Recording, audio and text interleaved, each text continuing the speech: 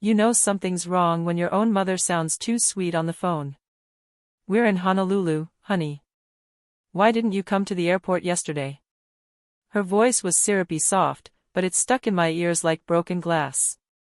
I stood frozen near Gate C-12 of Seattle-Tacoma International Airport, my suitcase beside me, snow melting off my boots and pooling beneath my feet. The holiday crowd rushed past in cheerful waves, but I felt none of it. I felt hollow. And then it hit me, they had lied. They had boarded the plane without me. My name is Claire Mendez. I'm a 32-year-old marketing director at a rising tech firm, and I just found out that my own family set me up to miss a vacation I paid for. I hadn't taken a single day off in 8 months. The last quarter had drained every ounce of energy from me, juggling investor meetings, product launches, and back-to-back deadlines. This trip to Hawaii was my light at the end of the tunnel. A week with my parents and sister, away from boardrooms and balance sheets. Or at least, that's what I thought. What do you mean yesterday? I said into the phone, my voice already trembling. You told me the flight was today at 2 in the afternoon. I have the messages. But deep down, I already knew this wasn't a mistake. My mother paused, just long enough to confirm my suspicion. Oh, Claire. Must have been a little mix-up, she replied, the lie clear in every syllable. Your sister Brielle made it just fine. We're all here at the resort now. You should really relax. Of course Brielle made it. She always did. The golden child. The actress. The dreamer who never paid her own rent. I should have known something was off when Mom insisted on handling the flight bookings herself. Let us take care of it, she'd said. Your father still has airline miles. You just focus on that big pitch meeting. They had played me. I sent them money to help with the resort cost, $3,000 to be exact, telling myself it was worth it for quality time. But now that money had bought me silence and betrayal. This wasn't a mix-up, I said quietly, but firmly. You never wanted me on this trip, did you? The line went cold. No denial. No apology. Just the soft, pathetic hum of my mother breathing on the other end. Now Claire, don't make a scene. These things happen. I ended the call before I could hear another excuse. Around me, strangers embraced, laughed, wheeled their bags with excitement. And I stood alone. Betrayed. I wanted to cry, but the tears wouldn't come. Not yet. Instead, something else rose inside me. Anger. Blazing, red-hot anger. This wasn't about a missed flight. It was about everything. About years of being second. About being the responsible one while Brielle chased failed auditions. About sending thousands of dollars each year to help them pay their bills while never being asked how my day was. I was never the daughter. I was the safety net.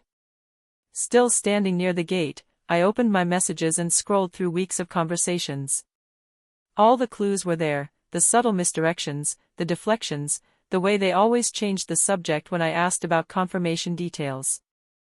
They'd orchestrated this. Carefully. Quietly. Cruelly.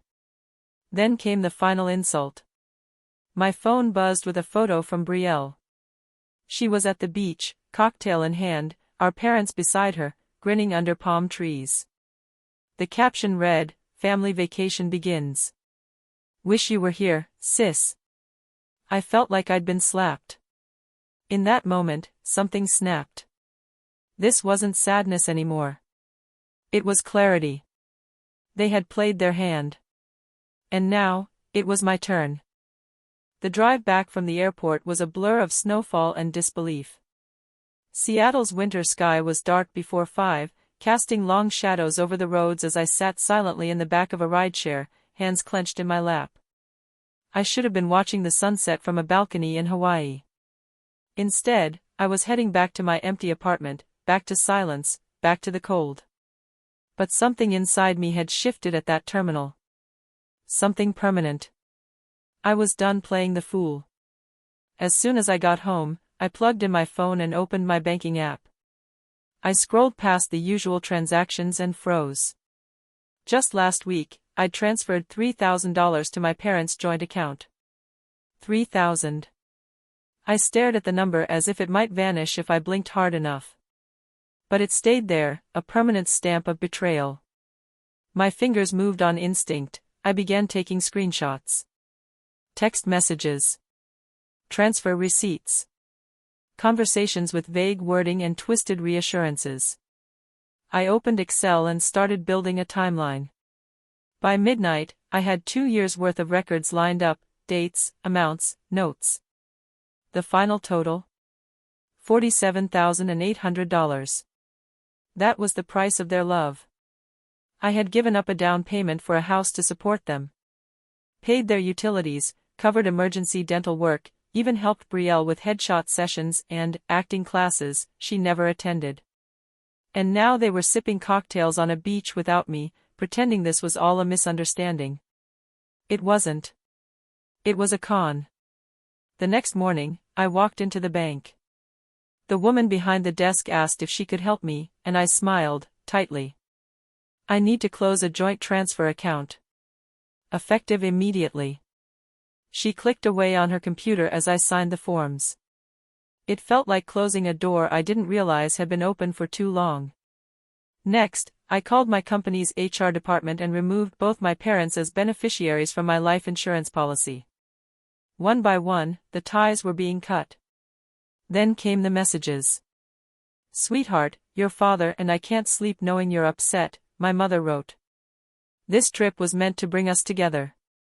You're tearing us apart." "You're being dramatic," Brielle chimed in. "It was a mix-up.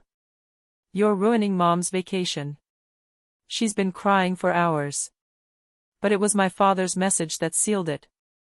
"We raised you better than this. You don't get to turn your back on your family after everything we've done. Your mother needs her prescription refilled this week. Do not abandon your responsibilities." Responsibilities. That word hit harder than I expected.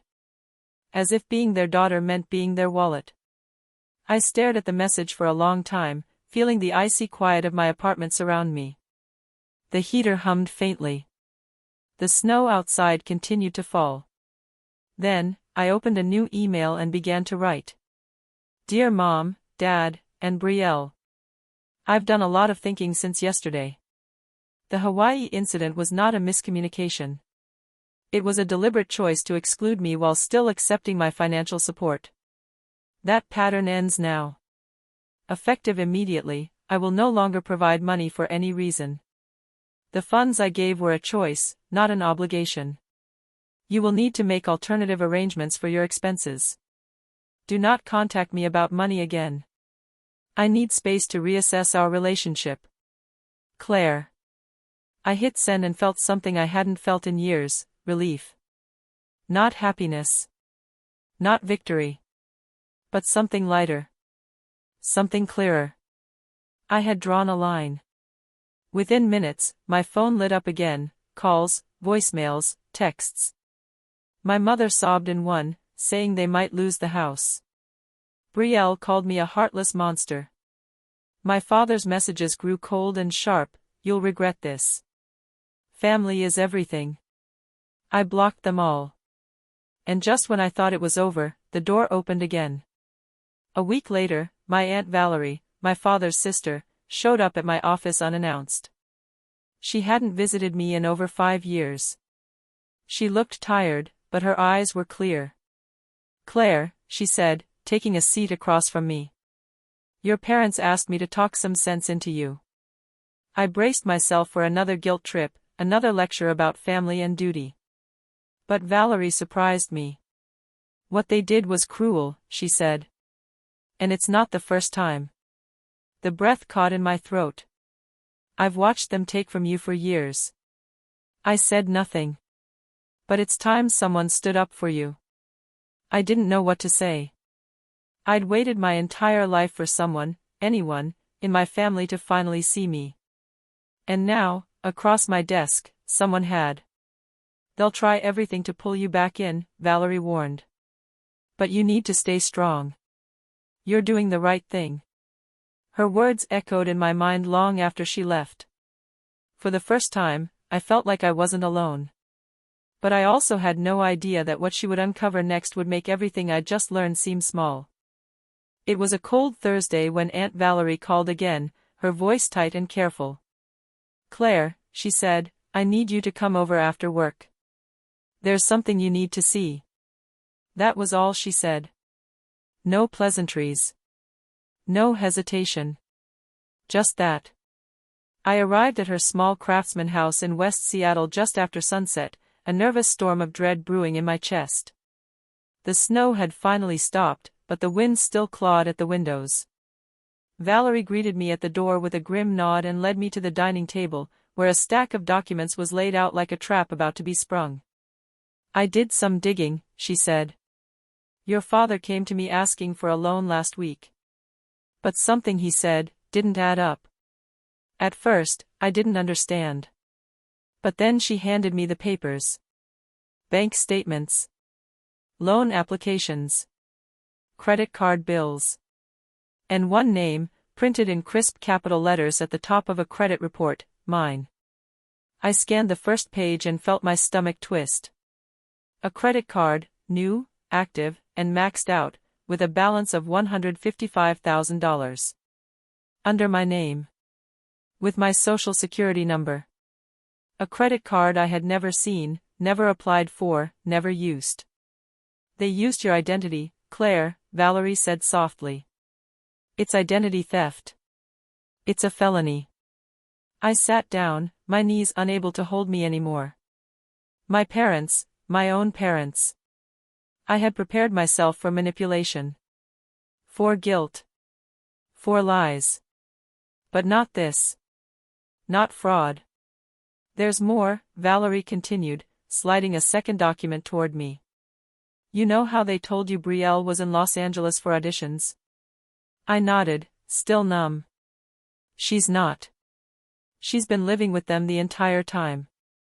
Working part-time at a coffee shop downtown. The money they said was for her acting classes and rent.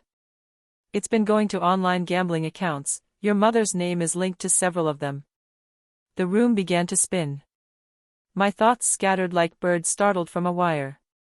The late-night calls for unexpected bills. The crying voicemails about medical emergencies. The countless transfers.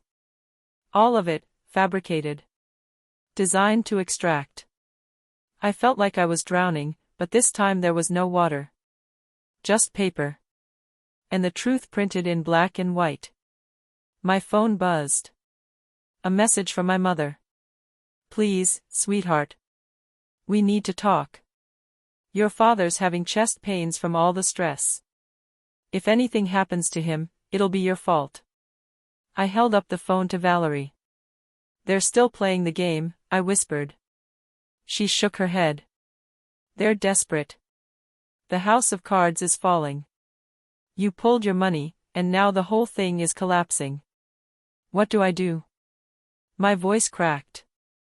I hated how small it sounded. "You have two options," Valerie said. "You press charges. Or you confront them privately and set boundaries they can't break."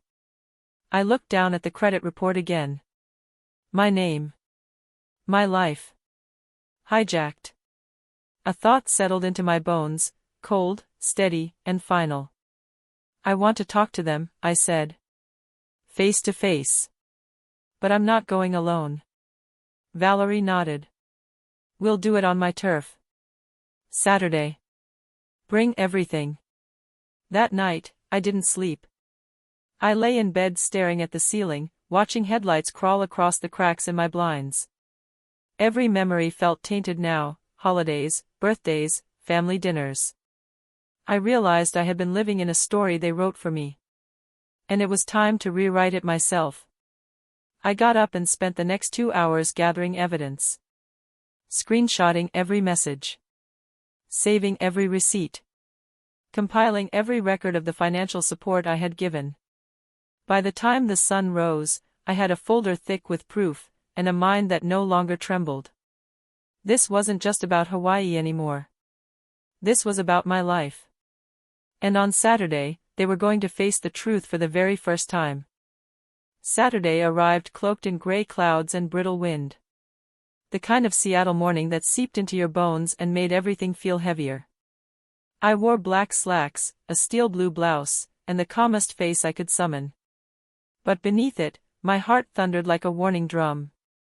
My briefcase held more than just papers, it carried the entire weight of the last 2 years. Every lie. Every dollar. Every silence I had swallowed just to keep the peace. Aunt Valerie met me at the door with a nod. Her dining room had been transformed into a makeshift war room, legal pads, evidence folders, and a thermos of black coffee that neither of us touched. "They're on their way," she said quietly. "All three." "Three." My mother, Lorraine. My father, Harold. And my sister, Brielle, the golden one, the perfect one, the one who never paid rent. They arrived exactly on time.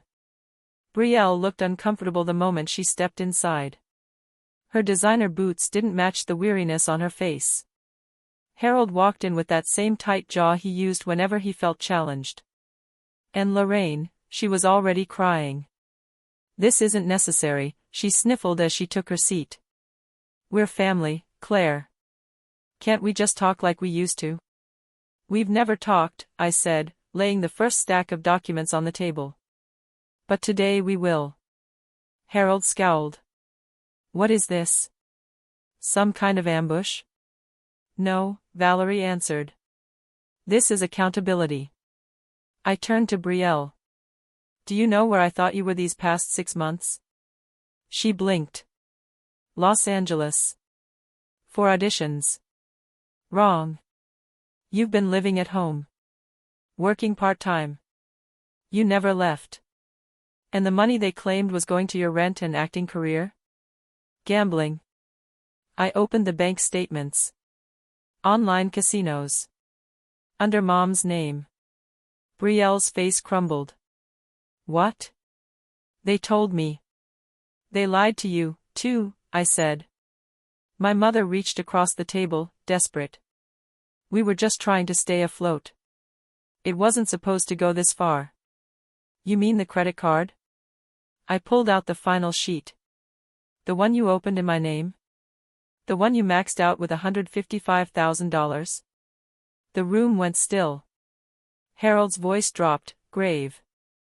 "It was a mistake. We thought we could manage it. You make so much money, Claire. You don't understand what it's like." "I understand theft," I said sharply. "And I understand manipulation. Every call for help. Every emergency. Every sob story. It wasn't love. It was a scheme." "You've changed," Harold snapped. "Money's made you bitter." "No," I replied. "It made you greedy. I was your daughter.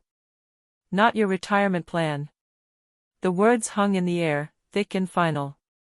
My mother began to sob louder. My father stood, clutching his chest with a sudden gasp. "Call an ambulance." Lorraine shrieked. But I didn't move. I didn't even blink. "Sit down, Harold," I said. "We both know you're not having a heart attack. Not now. Not again." His hand dropped. Valerie crossed her arms. "Enough with the theater. Claire's here with a solution. One you can either accept, or reject and face the consequences." I opened the folder and slid the final document across the table. "This is a repayment agreement. Every dollar you took. Every cent. You will pay it back. Monthly. No missed payments. No more games. Or I go to the police. I have every text, every transfer, every forged application." Harold looked at the paper like it might burn his hands. Lorraine stared at the floor.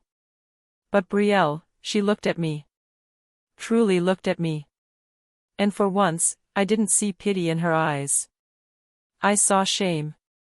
And then, for the first time, I saw truth. They signed. Not out of remorse. Not because they loved me, but because they had no choice. The power they had once used to control me was gone, replaced by facts, proof, and the one thing they never expected me to find: boundaries. As they left the house in silence, papers in hand, Valerie sat beside me. "You did it," she said. "You stood up." I nodded, but the feeling that filled me wasn't triumph. It was grief. Because the family I thought I had didn't exist. And the one that remained was built on secrets, debt, and betrayal. Still, the fog had lifted. And in its place, there was something new: clarity.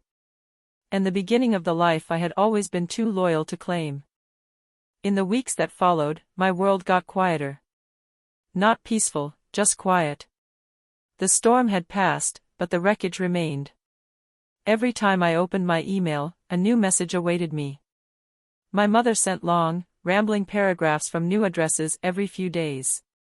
She spoke of sacrifice, of how hard it was eating ramen noodles while I, apparently, lived like royalty. She described their new apartment with chipped walls and noisy neighbors. Each email ended the same way: "Is this really what you wanted, Claire?" I never replied. The repayment agreement was holding, for now. Every month, a check arrived like clockwork. It wasn't much, but it was a start.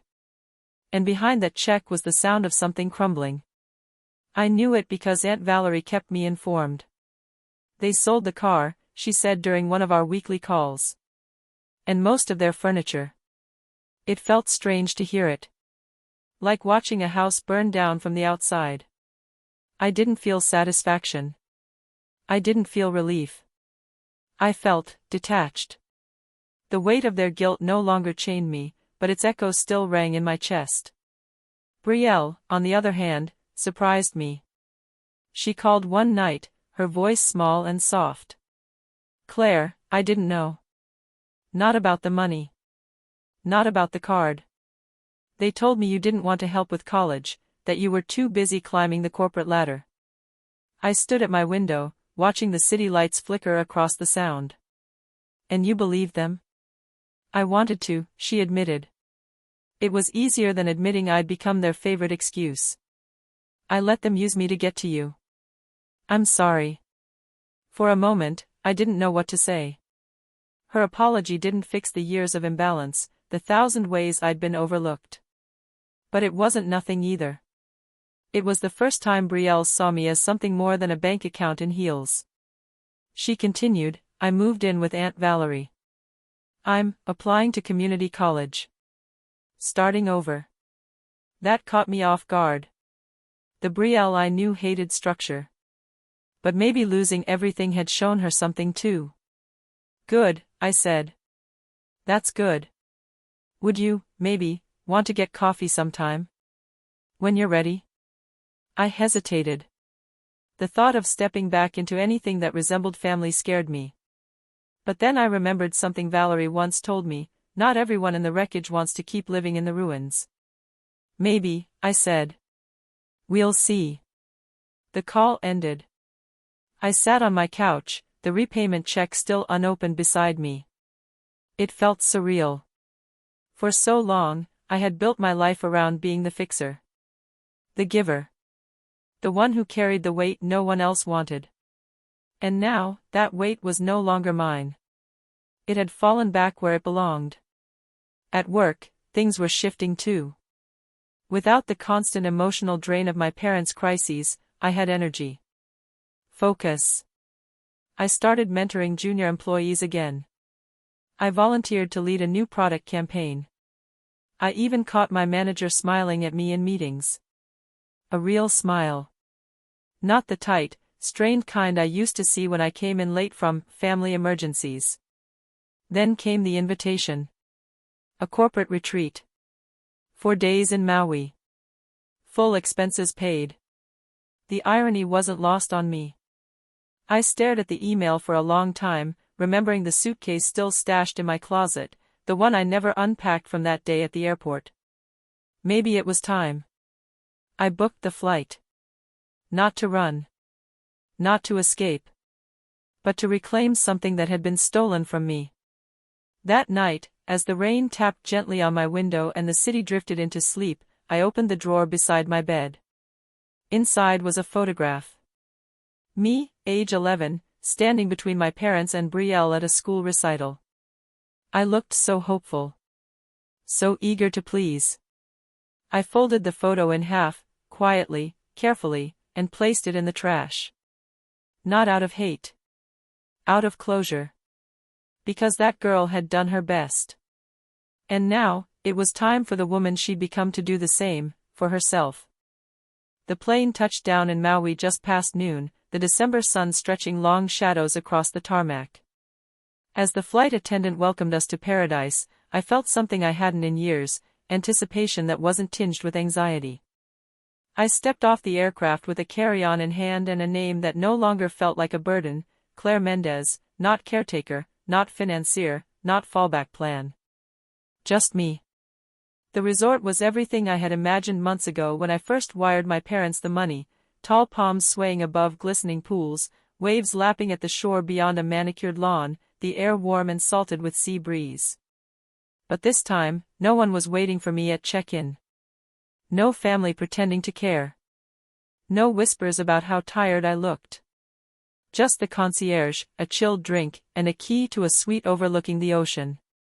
I took a long shower and changed into a linen dress I had almost forgotten I owned. When I stepped out onto the balcony, the view took my breath away. The horizon was painted in blues and golds, the ocean stretching endlessly before me. I raised my phone to take a photo but paused. I didn't need to prove I was here.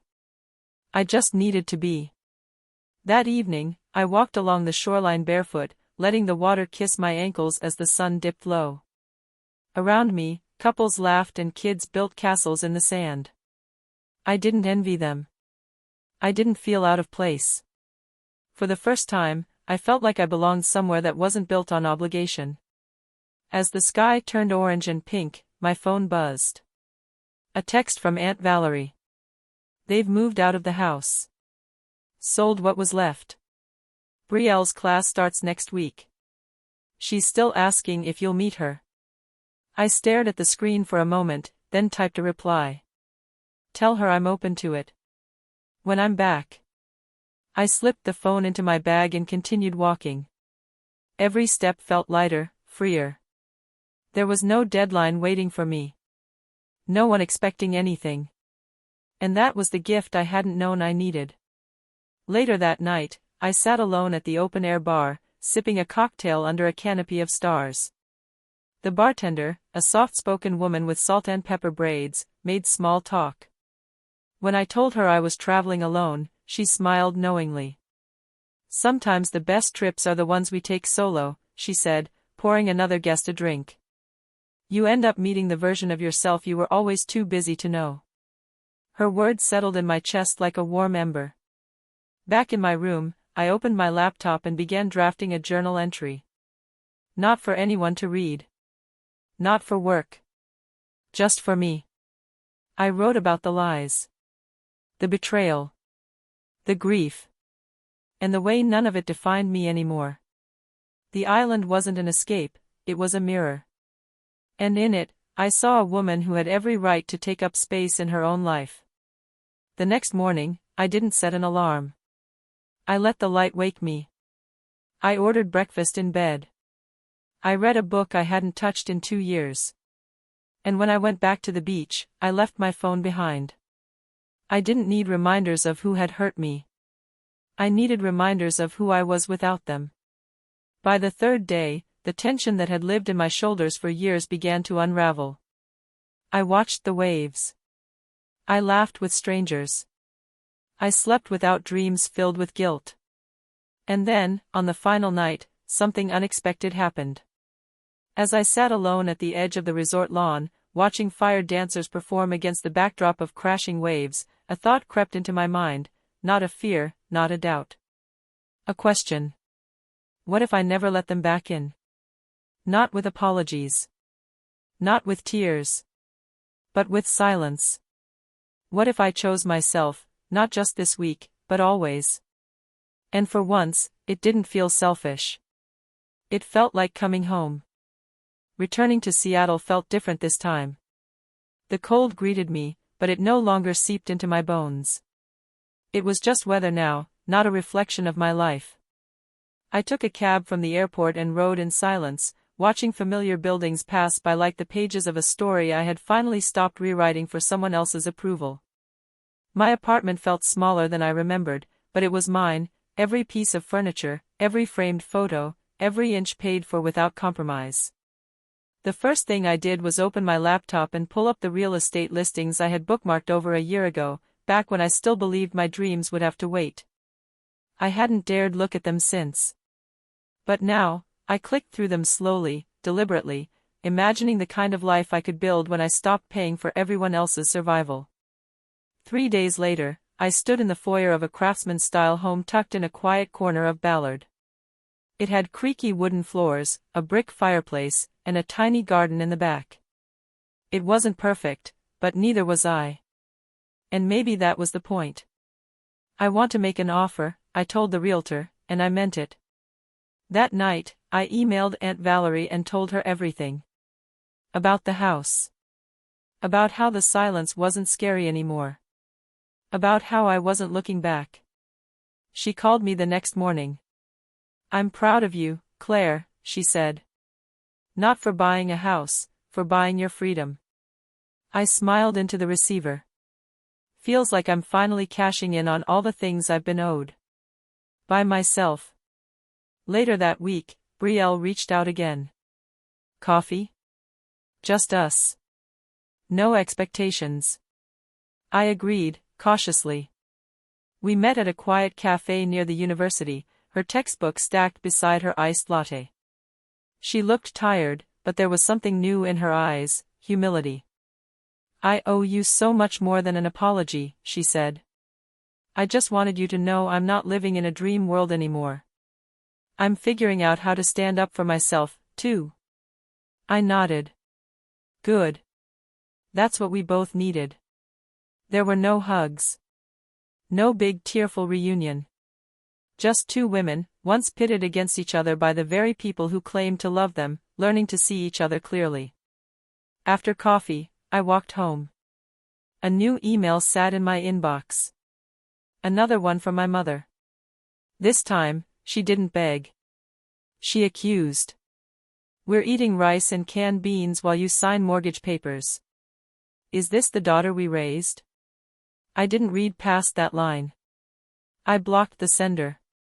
They could sell the guilt to someone else. The following weekend, I picked up the keys to my new home. I stood in the empty living room, the soft light filtering in through tall windows, and took it all in. I didn't rush to fill the silence. I let it settle. There were no voices reminding me of what I owed. No footsteps demanding sacrifice. Just me, the hardwood floors, and the echo of my own breath. For the first time in years, I unpacked my suitcase. Not because I had somewhere to be, but because I was finally home. Winter gave way to spring, and with each passing week, my new home began to take shape. Not just with furniture and paint, but with something deeper, peace. I filled the bookshelves with stories I never had time to read, planted herbs in the small garden, and hung wind chimes that whispered in the morning breeze. The air inside was quiet, but not empty. It was the kind of quiet you choose. The kind no one could invade with a phone call or guilt-laced voicemail. I never told my parents my new address. I didn't need to. And they didn't deserve to know where joy lived now. Every month, the repayment check arrived like a ghost, evidence of what had been taken, and what would never be taken again. They never missed a payment. Maybe out of fear, maybe out of obligation. It didn't matter. I no longer cared what drove their compliance. It was the result that mattered now. And the silence that came with it. I had given them a warning in that confrontation: miss a payment, and the fraud charges would surface. They knew I meant it. Brielle, on the other hand, kept in touch, gently, carefully, like someone crossing a bridge they had once helped burn. She never asked for anything. She sent occasional texts, updates about school, short stories about her part-time job, silly memes she thought I'd like. I wasn't ready to trust her completely, but I didn't shut the door either. Some people, I was learning, deserved a second look, even if they never earned a second chance. One Thursday afternoon, I came home to a letter in my mailbox. Not an email. A handwritten letter in my father's distinct, blocky print. Claire. We've made mistakes. More than you'll ever forgive. But you need to know something. It wasn't always like this. We weren't always this lost. Your mother and I, we believed we were doing what we had to do. We were wrong. I was wrong, asterisk asterisk. You were always the one who held things together. Even when we didn't deserve it, asterisk asterisk. I'm sorry. For everything, asterisk asterisk. There was no manipulation in those words. No veiled requests. Just guilt laid bare on lined paper. I folded the letter slowly, placed it in a drawer, and left it there. I didn't know if I believed him. But that wasn't the point. Because belief wasn't owed. And forgiveness wasn't automatic. Not anymore. At work, I was thriving. Without the constant emotional drain, I saw things more clearly. I trusted myself more. My ideas landed. My leadership felt authentic. I received another promotion offer, head of regional strategy. It came with a team, a budget, and the respect I used to chase in my parents' voices. I accepted. Not to prove anything to them. But to honor the woman who had carried herself through the fire and come out tempered, not broken. One night, as I sat on my porch sipping tea, I heard the wind chimes dance above me.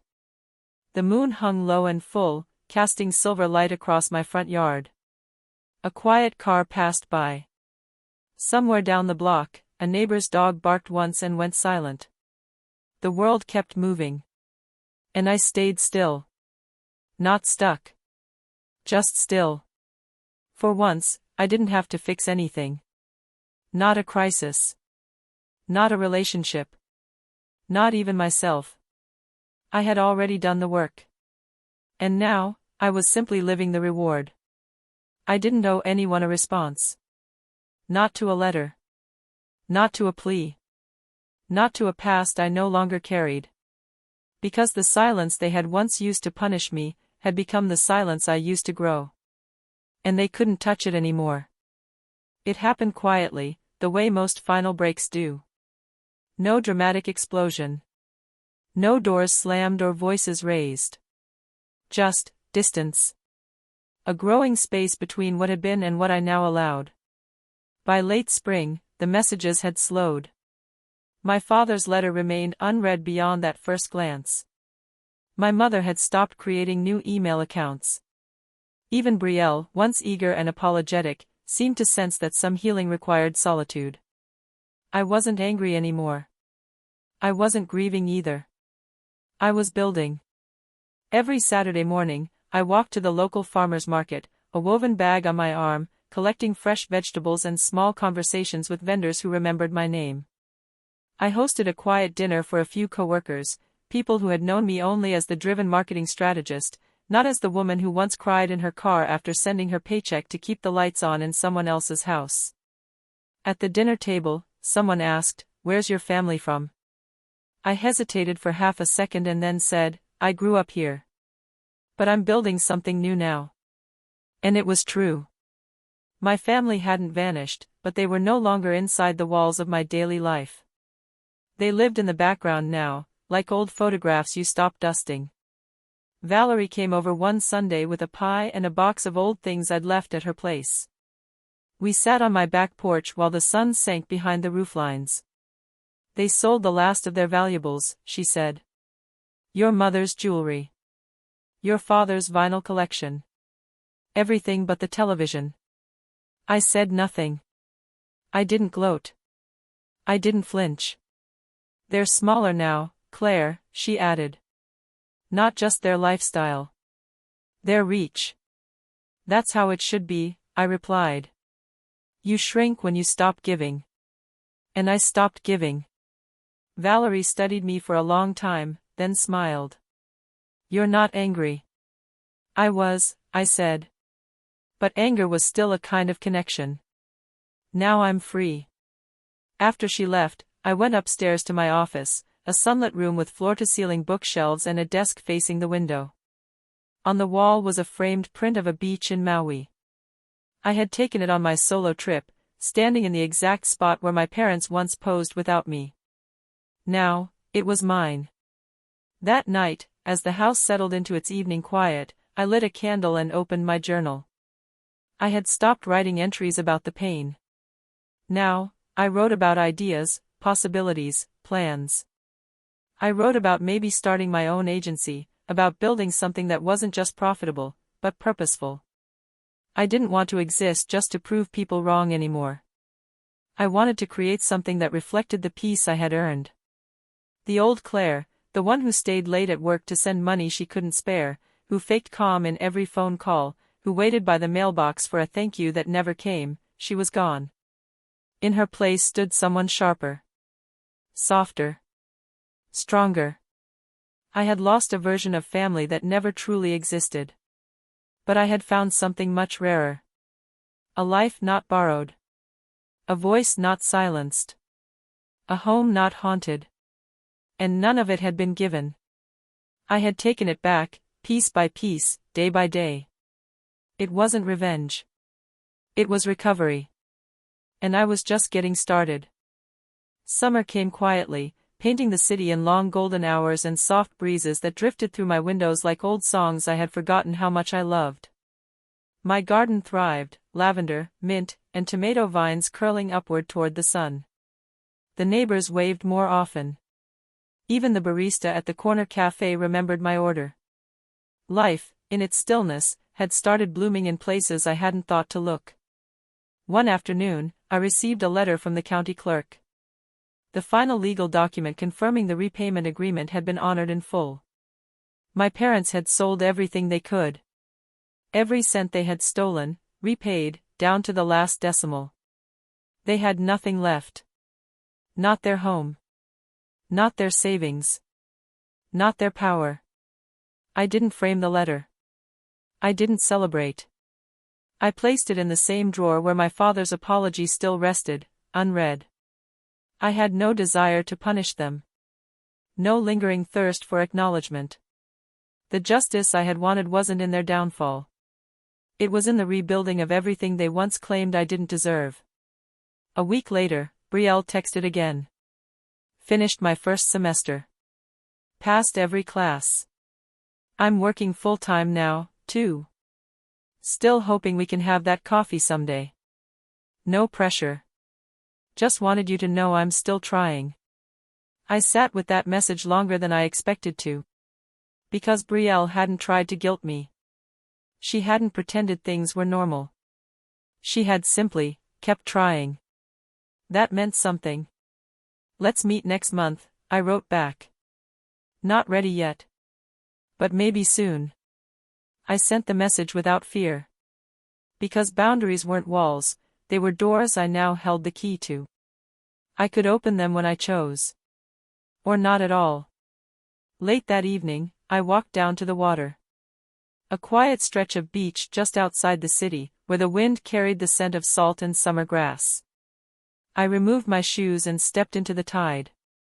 The water was cold, but not cruel. It reminded me I was alive. That everything I had lost had carved room for what I could now build. Behind me, the life I had outgrown grew smaller. Ahead of me, the horizon stayed open, infinite. I thought of the woman who once stood in an airport with a suitcase full of hope and heartbreak, waiting for a flight she was never meant to board. I thought of the tears she didn't cry, the rage she swallowed, the silence she endured.